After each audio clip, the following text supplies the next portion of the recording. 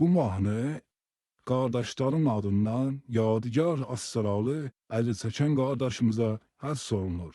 Yiyib düşür ürəyi, qardaşdı bizə düz tutub istiqaməti. Mənim hörmətli qaqam, tam mənim hörmətli qaqam, yaşayır ömrünü mərdanə ləyaqətli qaqam.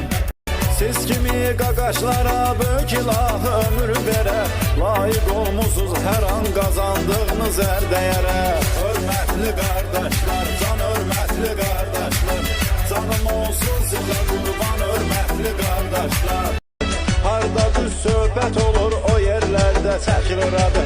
O da gənc yaşında hörmətli sürür dövranın. Can qardaş ömrü boyu sağ olsun sənin canın. Hörmətli qardaşlar, can hörmətli qardaşlar.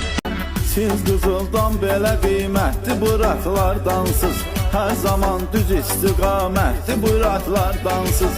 Unudulmarsınız hörmətli bıraklardansız. Şair də söyləyirdi sizlər üçün bir iki kəlam. Salam agromnu salam, salam agromnu salam, sizə agromnu salam, salam agromnu salam.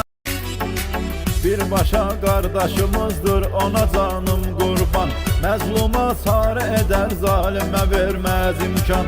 Dediyi hər sözü, hər kəlmələri kəsərlidir. Qiymətli qardaşımız dünya qədər dəyərlidir. Mənim hörmətli qaqam, can mənim hörmətli qaqam. Mənim hörmətli qaqam, can mənim hörmətli qaqam, sənə can qurban ola dəyərli qiymətli qaqam.